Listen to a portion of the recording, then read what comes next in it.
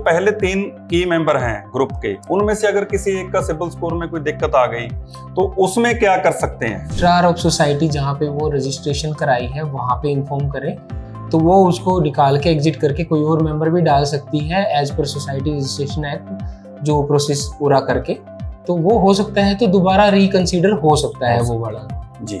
एग्रीजोन, baler, rake, super seeder, zero drill ये मशीनें तो देगा, लेकिन ट्रैक्टर तो किसी और का ही लेना पड़ेगा। तो मल्टीपल कोटेशनें इसमें एप्लीकेबल होंगी। मल्टीपल कोटेशनें एप्लीकेबल होंगी। किसान भाई जितनी भी जगह से आप बल्कि ट्रैक्टर किसी का भी ले रहे हैं, एग्रीजोन के इम्प्लीमेंट ले रहे हैं, तो कोटेशनें वहां से ही आएंगी। सभी की कोटेशनें एक जगह बैंक की प्रोजेक्ट बोर्ड में लगेगी और पेमेंट भी उसी के हिसाब से उनके डीलर को ही होगी। किसान भाइयों को ये भी बता दें कि क्या स्टेट बैंक ऑफ इंडिया ने, आपके हेड ऑफिस ने ये सभी ब्रांचों को सचेत कर दिया है, उनके पास ये मैसेज पहुंच गया है कि मेरा किसान कोई भी स्टेट बैंक ऑफ इंडिया में अप्लाई करता तो वहां ये इन्फॉर्मेशन है। किसी को कंफ्यूजन है, कोई भी बात पूछनी है तो आप कोई भी एग्रीजोन से या किसी एजेंसी से या किसी भी ब्रांच से हमारे बारे में पूछ सकता है, संपर्क कर सकता है भारतीय स्टेट बैंक से। सरकार ने जो इंस्ट्रक्शन डाली है कि वो अगर 30 लाख तक की प्रोजेक्ट कॉस्ट है, 30 लाख प्रोजेक्ट कॉस्ट पे 80% सब्सिडी, मैक्सिमम 24 लाख सब्सिडी दे देगी। किसान वीरो सत श्री अकाल। एग्रीजोन किसान सेवा केंद्र ਦੇ ਵਿੱਚ ਤੁਹਾਡਾ ਸਾਰਿਆਂ ਦਾ ਸਵਾਗਤ ਹੈ। ਅੱਜ ਆਪਾਂ ਗੱਲ ਕਰਾਂਗੇ CRM ਸਕੀਮ ਦੇ ਵਿੱਚ ਜਿਹੜੀ ਸਬਸਿਡੀ ਸਰਕਾਰ ਵੱਲੋਂ ਦਿੱਤੀ ਜਾ ਰਹੀ ਹੈ, ਉਹ ਫਾਰਮਰ ਗਰੁੱਪ ਦੇ ਵਿੱਚ ਤੇ ਇੰਡੀਵਿਜੂਅਲ CHC ਫਾਰਮਰ ਜਿਹੜੇ ਹੈਗੇ ਨੇ ਉਹਨਾਂ ਦੀ ਜਿਹੜੀ ਸੈਂਕਸ਼ਨ ਆਈ ਹੈ, ਉਹਨਾਂ ਨੂੰ ਸਬਸਿਡੀ ਕਿਵੇਂ ਆਉਣੀ ਹੈ, ਲੋਨ ਕਿੱਥੋਂ ਹੋਣਾ, ਕਿਵੇਂ ਹੋਣਾ, ਕੀ ਪ੍ਰੋਸੀਜਰ ਹੈ, ਕੀ ਕਾਗਜ਼ ਪੱਤਰ ਚਾਹੀਦੇ ਨੇ, ਇਹ ਸਾਰੀ ਜਾਣਕਾਰੀ ਸਾਂਝੀ ਕਰਨ ਦੇ ਲਈ ਆਪਣੇ ਨਾਲ जुड़े ने स्टेट बैंक ऑफ इंडिया के चीफ मैनेजर श्री शक्ति सिंह जी। शक्ति सिंह जी, आपका स्वागत है एग्रीजोन किसान सेवा केंद्र में, जो आपकी पंजाब सरकार के साथ खेतीबाड़ी और किसान भलाई विभाग जो पंजाब का है उनके साथ जो आपकी बातचीत हुई है, जो सब्सिडी ग्रुप में जिसमें 9 ग्रुप मेंबर होते हैं जिसको फार्मर ग्रुप बोलते हैं, और CHC में कस्टमर हायरिंग सेंटर जिसको एक इंडिविजुअल फार्मर अप्लाई करके उसमें 24 लाख सब्सिडी जिसमें आती है, 30 लाख मिनिमम तक की बाइंग कर सकता है। तो उसको क्योंकि सब्सिडी इस बार बैक एंड है, बैक एंड सब्सिडी के बारे में भी समझाएं, और जो AIF स्कीम वो क्या है, उसमें कैसे आप फंडिंग करेंगे, सब्सिडी हमारे किसान भाइयों को कैसे मिलेगी, ये सारी चीजें डिटेल में जो हमारे साथ किसान भाई बैठे हैं इनके साथ साझी करें। किसान वीरों सत श्री अकाल, नमस्कार, राम राम। मैं धन्यवाद करता हूं एग्रीजोन का जो आपके सम्मुख होने का मौका मिला और हमारे डीलर भाइयों को भी बताने का मौका मिला कि ये स्कीम इस बार जो चेंज होके आई है CRM, ये पिछले साल पंजाब सरकार का एक काफ़ी बड़ा इनिशिएटिव है और ये सेंट्रल गवर्नमेंट की स्कीम है। इस स्कीम में हम फोकस हैं सिर्फ 30 लाख वाले जो प्रोजेक्ट पे, जो छोटी यूनिट्स के प्रोजेक्ट्स हैं। तो इसमें सरकार ने जो इंस्ट्रक्शन डाली है कि वो अगर 30 लाख तक की प्रोजेक्ट कॉस्ट है, 30 लाख प्रोजेक्ट कॉस्ट पे 80% सब्सिडी, मैक्सिमम 24 लाख सब्सिडी दे देगी। ये सब्सिडी बैक एंडेड रहेगी। बैक एंडेड सब्सिडी का मतलब क्या है कि हमें 24 लाख या उससे ज़्यादा का लोन तो लेना ही पड़ेगा। किसी फाइनेंशियल इंस्टीट्यूट से हम ये लोन लेके सरकार को लेटर देगा बैंक, और सरकार बैंक को सब्सिडी देगी। हम अगर 30 लाख का प्रोजेक्ट कॉस्ट है या उससे ज़्यादा भी है, एग्रीकल्चर इंफ्रास्ट्रक्चर फंड स्कीम के तहत 90% तक, अगर 2 करोड़ तक की प्रोजेक्ट 2 करोड़ तक का लोन है तो 90% तक लोन दे सकते हैं उसको एग्री इंफ्रास्ट्रक्चर फंड स्कीम में। तो अगर 30 लाख या उससे ज़्यादा है, 40 लाख 45 लाख, उसमें भी कोई दिक्कत नहीं, उसका 90% हो सकता है, 30 से कम हो तो उसका भी 90% हम लोन दे देंगे। सरकार अपने मापदंड के हिसाब से 80% तक की सब्सिडी देगी। इसके लिए फार्मर्स की लिस्ट और ग्रुप्स की लिस्ट रिलीज होनी शुरू हो गई है। ग्रुप्स को सैंक्शन लेटर सरकार की तरफ से मिल गए हैं, तो अब उनको बैंक से लोन लेना कंपलसरी है। अगर इंडिविजुअल है तो वो थोड़ा आसान है, उसको सिर्फ अपने आधार, पैन और अपनी एसेट्स लायबिलिटी की स्टेटमेंट देनी है। बैंक वालों ने देखना है, उसको विजिट करना है, क्या वो लोन देने लायक है, उनके सिविल रिकॉर्ड अच्छे हैं, मार्केट में रेपुटेशन है, क्या वो इस काम को चला लेंगे। इन सारी अधिक बातों के आधार पे बैंक उसको फार्मर को लोन देगा।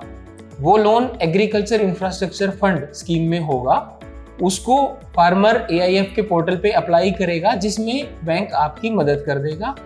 प्रोजेक्ट कॉस्ट उसमें अपलोड करनी होती है, वो बैंक के पास एक स्पेसिफिक फॉर्मेट हमारे टेक्निकल ऑफिसर द्वारा बनाया गया है। तो वो स्पेसिफिक फॉर्मेट पे आपके नाम, पता और मशीनों की डिटेल चेंज करके और थोड़ी बहुत कैलकुलेशंस जो एक्चुअल में आपकी मशीन के हिसाब से आएंगी वो चेंज करके बैंक आपकी हेल्प करेगा प्रोजेक्ट रिपोर्ट बनाने में भी। तो ये स्कीम गवर्नमेंट ऑफ पंजाब इसमें नोडल एजेंसी है स्टेट गवर्नमेंट की तरफ से, जो सब्सिडी आपकी रिलीज करेगी। इसमें जैसे ही लेटर आपको मिलेगा तो आप बैंक में जा सकते हैं और बैंक उसके बाद सारी चीज़ें वेरीफाई करके आपको सैंक्शन लेटर देगा। उसके बाद सरकार की इंस्ट्रक्शन या स्कीम की इंस्ट्रक्शन कहती है कि 50% सब्सिडी हम पहले ही रिलीज कर देंगे बैंक को। तो सब्सिडी रिलीज करना और ना करना सरकार का काम है। जब तक सब्सिडी नहीं आएगी बैंक का काम है आपको एग्री इंफ्रास्ट्रक्चर फंड के अधीन लोन करना। सब्सिडी एक एडिशनल पार्ट है। आपको 90% लोन हो जाएगा, 10% मार्जिन आपने अपना डालना है, सारा पैसा डीलर को चला जाएगा जिससे आप मशीन खरीद सकते हैं। सरकार की जब सब्सिडी आएगी, मान लीजिए 24 लाख आई और हमने 90% 30 लाख का 27 लाख लोन किया, तो वो 24 लाख रुपए उस 27 लाख के लोन के साथ लिंक हो जाएंगे जैसे ही सब्सिडी आएगी। आने के बाद जब तक सब्सिडी नहीं आएगी आपको पूरे 27 लाख पे ब्याज लगेगा। और हम ये मान के चलते हैं कि आपको हम लोन दे रहे हैं मशीन खरीदने के लिए और काम करने के लिए, जिस काम से आप किस्त भरेंगे। इसमें किस्त की भी आजकल, पहले मंथली होती थी, आजकल हाफ ईयरली यानी 6 माही या पूरी साल की किस्त बन सकती है आपकी इस स्कीम के तहत। तो आपकी किस्त जैसे अक्टूबर नवंबर में आपका पैडिस्टा का काम होना है तो 31 दिसंबर की किस्त भी बैंक बना सकता है अभी, सालाना किस्त। तो जब तक सब्सिडी नहीं आएगी तो हम आपसे सालाना किस्त के हिसाब से ब्याज और प्रिंसिपल जो उसका मूल मांगेंगे वापस किस्त भरने के लिए। सब्सिडी आने के बाद वो सब्सिडी मान लीजिए 24 लाख आ गई तो 3 लाख बचा हुआ है, तो सब्सिडी आने के बाद उस किस्त को रिशेड्यूल कर दिया जाएगा और वो 24 लाख बैक एंडेड सब्सिडी के रूप में आपकी आखिरी किस्त के रूप में हमारे पास धरोहर के रूप में रहेगी। अगर फिर 3 लाख पे ही ब्याज लगेगा और फिर आपको किस्त भी 3 लाख के हिसाब से ही देनी है और 24 लाख आखिरी किस्त के रूप में आपके अकाउंट में जाके बंद होगा 5 साल बाद या जो भी सरकार की इंस्ट्रक्शन उस टाइम आएंगी उसके हिसाब से। सब्सिडी अगर बीच में कोई दिक्कत होती है, बैक एंडेड सब्सिडी का मतलब ये है अगर आपने काम नहीं किया, किसी ने मशीन बेच दी, कोई और नुकसान कर दिया, गाइडलाइंस के हिसाब से काम पूरा नहीं हुआ, तो सरकार कभी भी आपसे वो बैंक को लेटर लिखेगी कि इस फार्मर ने या इस ग्रुप ने काम नहीं किया, हमें सब्सिडी वापस दे दी जाए।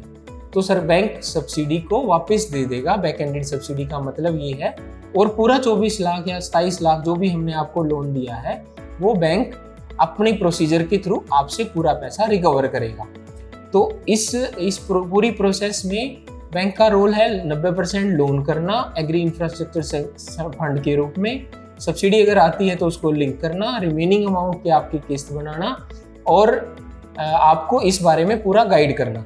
दूसरी सबसे बड़ी बात जो सर ने बोली कि फार्मर ग्रुप्स को क्या क्या डॉक्यूमेंट चाहिए। इंडिविजुअल को डॉक्यूमेंट चाहिए मेन आधार कार्ड, पैन कार्ड, उनकी असेट लायबिलिटी स्टेटमेंट, सिविल में उनके लोन भी आएंगे जैसे किसान क्रेडिट कार्ड आया, इसका मतलब है उसके नाम जमीन है, तो जमीन का प्रूफ ऑनलाइन आपकी पंजाब सरकार की हमारी साइट से निकल जाती है। वो प्रूफ वेरीफाई करना भी बैंक की जिम्मेदारी होती है। आपके नाम 2-3 ट्रैक्टर ऑलरेडी हैं और चीज़ें, मशीनें हैं जो आपको एड ऑन करेंगी, लोन पास करने वाले अधिकारी को हेल्प करेंगी कि हाँ आपको काम आता है, काम कर सकते हो या काम करना आपको पहले से आता है। या आपके परिवार में भी कोई अच्छी बात है कि इनके फादर इस तरह का काम करते हैं या खेती बाड़ी करते हैं, आपका खेती का एक्सपीरियंस है, ट्रैक्टर्स के एक्सपीरियंस है, चलाने में आप माहिर हैं, इस तरह के जो सबूत हैं वो लोन के लिए रिकॉर्ड में रखे जाते हैं, उसके बेस पे लोन पास किया जाता है। तो इसलिए अगर आपके नाम कोई एसेट्स लायबिलिटी हैं, आपके बारे की बातें हैं, आपके परिवार की वेरिफिकेशन होगी, गांव में पता किया जाएगा कैसे हैं, काम करने लायक है या नहीं है, उसके बाद डिसीजन लेने में ये सारे डॉक्यूमेंट आपकी हेल्प करेंगे। मेन डॉक्यूमेंट यही है, प्रोजेक्ट कोस्ट बनाने में, अपलोड करने में, एग्री इंफ्रास्ट्रक्चर गवर्नमेंट की जो स्कीम है उस पर अपलोड करने में, उसके वेरिफिकेशन में, हर चीज़ में बैंक आपकी मदद करेगा। और ग्रुप में मेन क्या है कि अब ग्रुप रजिस्टर्ड है और ग्रुप के नाम से सब्सिडी ग्रुप्स को ज़्यादा मिल रही है इस बार। तो उनके डॉक्यूमेंट में क्या है कि जो भी आपने सोसाइटी रजिस्टर कराई है उसका रजिस्ट्रेशन का सर्टिफिकेट, सोसाइटी का पैन कार्ड, सोसाइटी के जो मेन मेंबर्स हैं, स्पेसिफिकली कम से कम 3 मेंबर्स, उनके आधार कार्ड, पैन कार्ड, मेन जो केवाईसी लिए जाते हैं। केवाईसी में और भी डॉक्यूमेंट आते हैं, मगर आजकल जो मेन प्रचलन में है अपने आधार कार्ड और पैन कार्ड है वो। और सोसाइटी के बाईलाज में लिखा होता है कि ये सोसाइटी ये खेतीबाड़ी रिलेटेड ये काम कर सकती है, और साथ में ये भी लिखा होता है कि ये सोसाइटी अगर काम करेगी तो ये लोन लेने के लिए अथराइज भी है। उन्हीं बाईलाज में कहीं ना कहीं लिखा होता है कि अगर लोन लेंगे या कुछ भी करेंगे तो ये उनके मेंबर जितने भी हैं वो एक रेजोल्यूशन पास करेंगे और वो बताएंगे कि पहले हमने बैंक में लोन लेने से पहले नॉर्मली करंट अकाउंट सोसाइटी का खुलवाना होता है। पहले रेजोल्यूशन में आएगा कि हम करंट अकाउंट खुलवाना चाहते हैं इस बैंक में, भारतीय स्टेट बैंक की इस शाखा में, और हम इन 3 मेंबर्स को, नॉर्मली प्रधान, सेक्रेटरी, सचिव और ट्रेजरर यानी खजांची, तीनों को ऑथराइज किया जाता है कि ये तीनों लोग डॉक्यूमेंट पे साइन करने के लिए ऑथराइज हैं। उसकी वेरिफिकेशन करके बैंक आपका करंट अकाउंट खोल लेगा और आपका लोन की प्रक्रिया शुरू करके उसके लिए भी दूसरा रिजोल्यूशन दिया जाएगा कि हम सारे ये रिजोल्व करते हैं कि हम इस कमेटी के मेंबर हैं, समिति के मेंबर हैं, और इसमें ये 3 हमारे जो मेन मुख्य जो डीलिंग पर्सन हैं ये साइन करने के लिए ऑथराइज हैं। तो इसकी वेरिफिकेशन बेसिकली होती है कि क्या ये रेजोल्यूशन ठीक है, क्या ये सारे मेंबर ठीक हैं। तो जब आपने समिति रजिस्टर कराई होगी तो उसमें भी आपने आधार कार्ड, पैन कार्ड की सभी मेंबर की कॉपी दी होगी, मे भी आपके पास होगी ही वो। तो इसको वेरीफाई करने के लिए वो ले सकते हैं सारे मेंबर्स की कॉपी, गांव में वेरीफाई करेंगे, ठीक है समिति है, काम कर रहे हैं, ये मेंबर्स जेन्युइन हैं। और जो मुख्य 3 मेंबर हैं उनके आधार, पैन कार्ड तो बिल्कुल कंपलसरी है, सिस्टम में उनकी डाटा अपडेट होगा। उनके भी सिर्फ बनाए जाते हैं, बेसिकली कस्टमर सिस्टम में भी ऐड किए जाएंगे, और साथ में उनकी असेट्स और लायबिलिटी, यानी उनके नाम भी कोई लोन है या उनके नाम कोई प्रॉपर्टीज है, यानी खासकर एग्रीकल्चर लैंड उनके नाम हो सकती है, उनके पर्सनल नाम से ट्रैक्टर हो सकते हैं, उनके पर्सनल नाम से एग्रीकल्चर इंप्लीमेंट पहले भी हो सकते हैं जो वो काम ऑलरेडी कर रहे हैं। तो इस तरह की डिटेल और वेरीफाई करके फिर वो लोन पास होगा, उसका सैंक्शन लेटर। तो मुख्य कागज यही है, केवाईसी आपकी अपनी संस्था के, केवाईसी अपने मुख्य 3 मेंबर्स के, रिजोल्यूशन की कॉपी, बाकी सारे मेंबर्स के केवाईसी, आधार, पैन कार्ड भी बैंक का अधिकारी जो विजिट करेगा वो वेरीफाई कर सकता है, ले कॉपी साथ में लगा भी लेते हैं बैंक वाले कई बार। तो ये सारे के सारे पेपर होके बैंक आपको एक सैंक्शन नोट देगा, वो गवर्नमेंट डिपार्टमेंट को भी हम भेजेंगे, जो हमारी बात हुई है डिपार्टमेंट से कि कोई कंफ्यूजन ना हो। तो बैंक की तरफ से भी गवर्नमेंट डिपार्टमेंट को डिस्ट्रिक्ट लेवल पे ये लेटर जाएगा कि हमने इनका लोन पास कर दिया है और आप सब्सिडी इस अकाउंट में, बैंक के इस अकाउंट में डाल दीजिए। इनकी सब्सिडी में आना ना आना, देर होना, जल्दी होना, ये कई बार प्लस माइनस हो सकती है, इसलिए बैंक इस आधार पे लोन करेगा कि क्या हम इस संस्था को लोन दे सकते हैं, क्या ये काम कर लेंगे, क्या ये ठीक लगे हैं, क्या इनके सिविल रिकॉर्ड अगर किसी के खराब है तो बैंक लोन करने की इश्यू है, बैंक लोन नहीं कर सकता उस केस में। तो अगर इस तरह की कोई चीज़ें मैच होती हैं, सारी चीज़ें लोन पॉलिसी के हिसाब से हमारी अलाइन हो जाएंगी, तो हम लेटर देंगे, सैंक्शन लेटर। सरकार उसमें 50% सब्सिडी पहले डालेगी और 50% सब्सिडी बाद में डालेगी। ये सरकार समय अनुसार अपना स्कीम के हिसाब से स्टेट गवर्नमेंट डिसाइड कर सकती है कब डालेगी। हमारा मुख्य उद्देश्य था आपको 90% लोन देना और सरकार को इन्फॉर्म करना कि हमने लोन कर दिया है, आपका लेटर वेरीफाई करना सरकार ने जो आपको इशू किया है कि ये हमने इसको फर्स्ट सैंक्शन दे दी है, और सरकार को बताना कि ये सब्सिडी दे दो। और जब सब्सिडी आ जाएगी उस सब्सिडी को लिंक करना और रिमेनिंग जो बचा हुआ पैसा है उसके हिसाब से फिर बाद में किस्त को रीशेड्यूल करना और आपके उस रखवाली करना, बेसिकली बैक एंडेड सब्सिडी का, सरकार के पैसे की, कि कहीं कोई दिक्कत ना होए, कोई मशीन बेच दे या कोई और नुकसान कर दे या काम ना करे या कहीं और स्टेट में सरकार की पॉलिसी अगर है कि बाहर स्टेट में नहीं ले जानी है या कुछ इस तरह की पॉलिसी को डेविएट करे, तो सरकार बैंक से वो पैसा आपको बिना बताए, आपसे जो भी डिस्कशन होगा सरकार का वो करके बैंक से पैसे मांग सकती है और पूरा पैसा फिर बैंक आपको आपसे वापस मांगेगा। ये बैक एंडेड सब्सिडी का मतलब है। इसके अलावा सर अगर आपको कोई डॉक्यूमेंट के बारे में या कोई और जानकारी चाहिए तो। शक्ति सिंह जी, आपने बहुत ही डिटेल में ये जो हमारे साथी किसान बैठे हैं इनको समझाया है। इसमें जो की पॉइंट्स निकल के आ रहे हैं तो मैं इसको सम अप करना चाहूँगा दोबारा से। एक तो इंडिविजुअल की जहाँ शक्ति सिंह जी ने बात की है वो है CHC। यहाँ पे इंडिविजुअल फार्मर, एक अकेला किसान 30 लाख तक मिनिमम की मशीनरी खरीदेगा, जैसे कि ग्रुप में खरीद ली जाती है। उसको लोन AIF में, एग्रीकल्चरल इंफ्रास्ट्रक्चर फंड में लोन होगा, जिसमें मिनिमम 4 मशीन हमें बाय करनी होती हैं मिनिमम। उसकी जो KYC लगेगी वो है उसका आधार कार्ड, पैन कार्ड, जिसके अनुसार उसका सिबिल स्कोर देख के उसको लोन कर दिया जाएगा। जैसे ग्रुप है जिसमें 9 मेंबर होते हैं, उसमें जो पहले 3 मेंबर हैं उनका आधार कार्ड, पैन कार्ड जरूरी है, उनका सिबिल स्कोर चेक करना भी जरूरी है। उसके आधार पे लोन जे प्रोसीजर आगे स्टार्ट किया जाएगा बैंक की ओर से। बैक एंडेड सब्सिडी की जो बात शक्ति सिंह जी आप कर रहे हैं वो 50% सरकार ने स्टेट बैंक ऑफ इंडिया को देनी है, पहले 50% आफ्टर वेरिफिकेशन देनी है। लेकिन आपका जो लोन है वो सैंक्शन होने के बाद साथ के साथ पूरा पैसा डिस्पर्स हो जाएगा जहां से आपने कोटेशन लगाई है, जैसे हम नॉर्मल लोन लेते हैं। शक्ति सिंह जी, इसमें मुझे एक पॉइंट निकल के आ रहा है कि जो पहले 3 की मेंबर हैं ग्रुप के, उनमें से अगर किसी एक का सिबिल स्कोर में कोई दिक्कत आ गई तो उसमें क्या कर सकते हैं?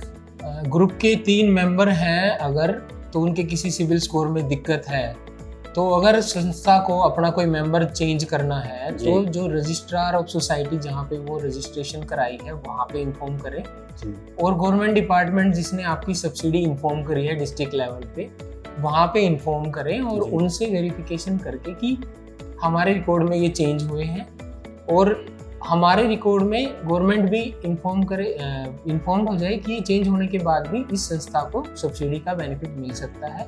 उसके बाद दोबारा रीवेरिफिकेशन बैंक इनिशिएट कर सकता है कि कोई मेंबर ऐसे एक्चुअली है और संस्था उसको कहती है कि अब आप हमारा पार्ट नहीं है संस्था का, तो वो उसको निकाल के एग्जिट करके कोई और मेंबर भी डाल सकती है as per society registration act जो प्रोसेस पूरा करके, तो वो हो सकता है, तो दोबारा रिकंसीडर हो सकता है वो वाला। जी, अंत में एक बार हमारे किसान भाइयों को दोबारा से बता दें कि इसके लिए कौन कौन से कागजात, डॉक्यूमेंट चाहिए होते हैं, चाहे वो इंडिविजुअल है चाहे वो हमारा ग्रुप है। इंडिविजुअल के लिए तो मुख्यतः उनके आधार कार्ड, पैन कार्ड, और साथ में अगर उनके नाम कोई असेट्स हैं, कुछ भी असेट्स लायबिलिटी स्टेटमेंट अगर 3 लाख से ऊपर का लोन बैंक देता है तो वो कंपलसरी होती है। उनके नाम जो भी कोई प्रॉपर्टी है, कोई ट्रैक्टर है, कोई गाड़ी है और ज़मीन है, तो उसकी प्रूफ देखने के लिए कि क्या ये असेट्स इनके हैं, असेट्स और लायबिलिटी स्टेटमेंट पूरा करने के लिए ये मेन डॉक्यूमेंट है। इंडिविजुअल के अलावा ग्रुप में ग्रुप का registration certificate, society registration certificate, normally society में रजिस्टर होते हैं, उसका पैन कार्ड, उसके बाईलाज की कॉपी वो भी सोसाइटी में उन्होंने जमा कराई होती है, और उसके मेंबर के कई बार आधार कार्ड, पैन कार्ड ये वेरीफाई करने के लिए कि क्या वो मेंबर सही में है। और 3 मुख्य मेंबर के आधार कार्ड, पैन कार्ड कंपलसरी हैं, उनके सिबिल भी चेक होते हैं।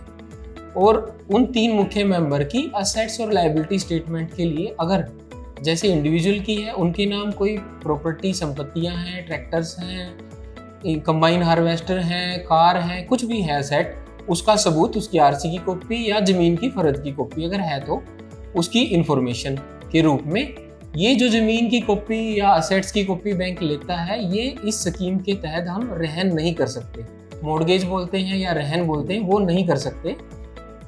हम इस स्कीम में, एग्रीकल्चर इंफ्रास्ट्रक्चर फंड स्कीम में, सिर्फ आपकी असेट्स लायबिलिटी की कॉपी लेंगे। ये भारत सरकार की CGTMSE स्कीम के तहत गारंटी है। इसकी गारंटी फीस बैंक आपसे लेके सरकार को जमा कराएगा और बैंक ही आपकी इस गारंटी फीस को आपके अकाउंट में वापस रिफंड कराएगा। ये बैंक का काम है, बैंक का प्रोसेस है।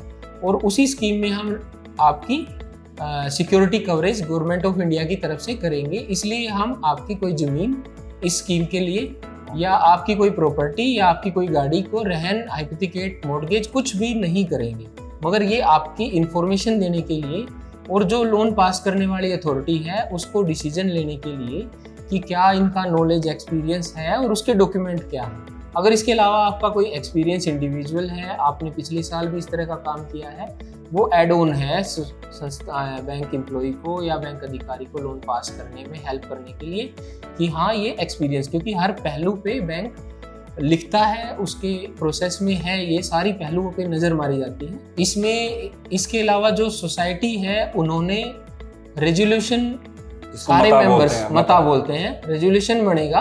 पहला मता बनेगा बैंक में खाता खुलाने के लिए, अगर खाता है तो उसकी जरूरत नहीं है, वो खाता खुल चुका है करंट अकाउंट संस्था का, एसबीआई में खुलवाने के लिए, क्योंकि एसबीआई कर रहा है इसको। हाँ, तो दूसरा है कि एक रेजोल्यूशन या एक मता फिर आएगा कि वो सारे मेंबर ये लिखेंगे कि हम सबने ऐसे ऐसे इतनी तारीख को यहाँ मीटिंग की है, उस मीटिंग में ये निर्णय लिया गया है कि सीएचसी में हमारा अप्रूवल हो गया है सरकार की तरफ से। अब बैंक से लोन लेने के लिए हम इन 3 प्रधान सचिव और ट्रेजरर, खजांची, इन तीनों को हम अथराइज अधिकृत करते हैं बैंक से संबंधित सारे दस्तावेजों पे संस्था की तरफ से साइन करने के लिए। ये 3 हमारे अधिकृत हैं। हाँ जी, अधिकृत हैं। ये 3 मेंबर हमारे अधिकृत हैं। जितने भी लोन डॉक्यूमेंट होंगे वो रेजोल्यूशन की कॉपी भी कंपलसरी है। कोई भी संस्था कोई भी काम करती है तो उसके लिए रेजोल्यूशन पास करना जरूरी होता है हर स्टेप पे, तो ये उसका एक मुख्य पार्ट है। इसके अलावा प्रोजेक्ट रिपोर्ट, बैंक में लगभग हर जगह पे ऑलमोस्ट प्रोजेक्ट रिपोर्ट का सैंपल फॉर्मेट गया हुआ है। उसमें आपकी संस्था, आपका नाम चेंज करवा के बैंक वाले आपके इम्प्लीमेंट की डिटेल, हाँ कोटेशन मैं बतानी भूल गया था, कोटेशन एक ज़रूरी पार्ट है, कोटेशन भी इसमें कंपलसरी है और कोटेशन के हिसाब से ही उसकी प्रोजेक्ट कॉस्ट बनेगी कि कितने रुपए की वो इम्प्लीमेंट आते हैं, और वो बैंक वेरीफाई भी करता है कि क्या ये इम्प्लीमेंट लगभग इतने रुपए के हैं या नहीं है, अपने डीलर से या अपने पुराने रिकॉर्ड से।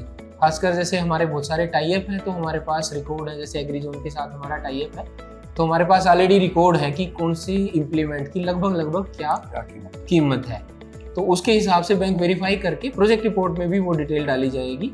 उसके बाद आपका project report agriculture infrastructure site पे अपलोड कराने में बैंक आपकी हेल्प करेगा। एक छोटा सा आपको आईडी पासवर्ड बनाना होता है एआईएफ की साइट पे, और फिर आपको प्रोजेक्ट रिपोर्ट अपलोड करानी होती है। उस पूरी प्रोसेस में बैंक आपके साथ बैंक सपोर्ट करेगा। बिल्कुल, बैंक पूरा साथ है। बैंक के ज़्यादातर अधिकारियों को, जितनी भी हमारी लोन की सेल हैं, उनको उनमें से किसी न किसी अधिकारी को प्रॉपरली ये पता है कि ये कैसे करना है। शक्ति सिंह जी, इसमें आपने कोटेशन की बात की, इसमें मल्टीपल जगह से मशीन्स खरीदी जाती हैं, क्योंकि Agrizone baler, rake, super seeder, zero drill ये मशीनें तो देगा, लेकिन ट्रैक्टर तो किसी और का ही लेना पड़ेगा। तो मल्टीपल कोटेशनें इसमें एप्लीकेबल होंगी। मल्टीपल कोटेशनें एप्लीकेबल होंगी। किसान भाई, जितनी भी जगह से आप अगर ट्रैक्टर किसी का भी ले रहे हैं, एग्रीजोन के इम्प्लीमेंट ले रहे हैं, तो कोटेशनें वहां से ही आएंगी। सभी की कोटेशनें एक जगह बैंक एक जगह पे जाएंगी।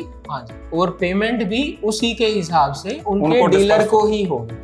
जो आपका 10% मार्जिन है, मान लीजिए 30 लाख में 3 लाख मार्जिन है, तो उसके 2 तरीके हैं। आप अपने संस्था के अकाउंट में डलवा के 3 लाख और आपके 27 लाख लोन के साथ बैंक डीलर को पूरा का पूरा पैसा दे, एक तरीका। दूसरा तरीका, अगर आपने वो दे रखा है तो उसका देने का अकाउंट ट्रांसफर का सबूत और डीलर की रसीद कि हमारे पास इस संस्था का इस पर्पज के लिए 2 लाख 3 लाख रुपए हमारे पास आ चुके, वो भी आप बैंक में दे सकते हैं। तो बैंक फिर वो रसीद लगा के बाकी रिमेनिंग लोन अमाउंट डीलर को दे देगा। मगर ये बैंक की जिम्मेवारी है इंश्योर करना कि पूरा का पूरा पैसा डीलर को जाए, या तो साथ बैंक भेजेगा अगर आपने नहीं दिया है, और अगर आपने दिया है तो उसकी रसीद और उसका सबूत ट्रांसफर का वो आपको देना पड़ेगा। जी शक्ति सिंह जी, ये जानकारी किसान भाइयों के लिए बहुत जरूरी थी और सभी के पास पहुंचनी बड़ी जरूरी थी। आपने बड़ी डिटेल में बता दिया। अब किसान भाइयों को ये भी बता दें कि क्या स्टेट बैंक ऑफ इंडिया ने, आपके हेड ऑफिस ने, ये सभी ब्रांचों को सचेत कर दिया है, उनके पास ये मैसेज पहुंच गया है कि मेरा किसान कोई भी स्टेट बैंक ऑफ इंडिया में अप्लाई करता तो वहां ये इन्फॉर्मेशन है? हमारी तरफ से हमने अपने सभी शाखाओं को, सभी हेड ऑफिसेज को, जितने भी एग्रीकल्चर डिपार्टमेंट से रिलेटेड हमारे अधिकारी हैं, सभी को बताया हुआ है।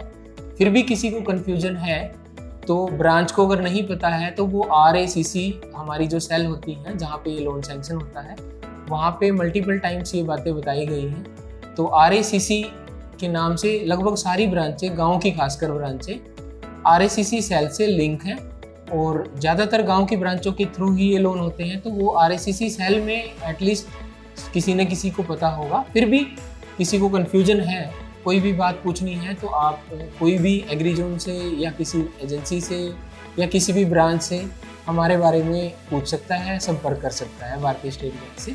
शक्ति सिंह जी, आपने इतनी सारी इन्फॉर्मेशन साझा की, किसान भाइयों के सभी सवाल इसमें उनको समाधान मिल गया है, आपका धन्यवाद करते हैं। ਤਾਂ ਕਿਸਾਨ ਵੀਰੋ, ਸ਼ਕਤੀ ਸਿੰਘ ਜੀ ਨੇ ਬੜੀ ਵਧੀਆ ਜਾਣਕਾਰੀ ਆਪਣੇ ਨਾਲ ਸਾਂਝੀ ਕੀਤੀ। ਸਟੇਟ ਬੈਂਕ ਆਫ ਇੰਡੀਆ ਦੇ ਜਿਹੜੇ ਚੀਫ ਮੈਨੇਜਰ ਨੇ, ਇਹ ਸਾਰੀ ਸਕੀਮ ਸਰਕਾਰ ਨਾਲ ਰਲ ਕੇ ਇਹਨਾਂ ਨੇ ਨੇਪਰੇ ਚਾੜੀ ਹੈ ਤੇ ਆਪਣੀਆਂ ਸਾਰੀਆਂ ਬ੍ਰਾਂਚਾਂ ਦੇ ਵਿੱਚ ਇਹਨਾਂ ਵੱਲੋਂ ਹਦਾਇਤਾਂ ਜਾਰੀ ਕਰ ਦਿੱਤੀਆਂ ਗਈਆਂ ਨੇ। ਫਿਰ ਵੀ ਕਿਸੇ ਵੀ ਕਿਸਾਨ ਵੀਰ ਨੂੰ ਕੋਈ ਵੀ ਜਾਣਕਾਰੀ ਚਾਹੀਦੀ ਹੋਵੇ ਇਸ ਲੋਨ ਦੇ ਨਾਲ ਸੰਬੰਧਿਤ, ਭਾਵੇਂ ਤੁਸੀਂ ਐਗਰੀ ਜ਼ੋਨ ਦੀ ਮਸ਼ੀਨ ਖਰੀਦ ਰਹੇ ਹੋ, ਭਾਵੇਂ ਨਹੀਂ ਖਰੀਦ ਰਹੇ, ਫਿਰ ਵੀ ਆਪਣੇ ਨੇੜਲੀ ਐਗਰੀ ਜ਼ੋਨ ਡੀਲਰਸ਼ਿਪ ਤੇ ਪਹੁੰਚ ਕੇ ਹਰ ਤਰ੍ਹਾਂ ਦੀ ਇਸ ਲੋਨ ਦੇ ਬਾਰੇ ਜਾਣਕਾਰੀ ਲੈ ਸਕਦੇ ਹੋ। ਐਗਰੀ ਜ਼ੋਨ ਦੀ ਡੀਲਰਸ਼ਿਪ ਤੋਂ ਤੁਹਾਨੂੰ ਹਰ ਤਰ੍ਹਾਂ ਦੀ ਸਹਾਇਤਾ ਮਿਲੂਗੀ, ਜਾਂ ਫਿਰ ਐਗਰੀ ਜ਼ੋਨ ਦੇ ਟੋਲ ਫ੍ਰੀ ਨੰਬਰ ਤੇ ਕਾਲ ਕਰਕੇ ਤੁਸੀਂ ਇਸ ਬਾਰੇ ਵਧੇਰੇ ਜਾਣਕਾਰੀ ਲੈ ਸਕਦੇ ਹੋ। ਐਗਰੀ ਜ਼ੋਨ ਸਿਰਫ ਮਸ਼ੀਨਾਂ ਵੇਚ ਕੇ ਮੁਨਾਫੇ ਲਈ ਕੰਮ ਨਹੀਂ ਕਰਦਾ। ਐਗਰੀ ਜ਼ੋਨ ਆਪਣੇ ਪੰਜਾਬ ਦੇ ਕਿਸਾਨਾਂ ਦੀ ਖੁਸ਼ਹਾਲੀ ਲਈ, ਉਹਨਾਂ ਦੀ ਸਹਾਇਤਾ ਲਈ ਕੰਮ ਕਰਦਾ। ਇਸੇ ਕਰਕੇ ਅਸੀਂ ਸਮੇਂ-ਸਮੇਂ ਤੇ ਹਰ ਤਰ੍ਹਾਂ ਦੀ ਜਾਣਕਾਰੀ ਤੁਹਾਡੇ ਨਾਲ ਸਾਂਝੀ ਕਰਦੇ ਰਹਿੰਦੇ ਹਾਂ। ਸਤਿ ਸ਼੍ਰੀ ਅਕਾਲ।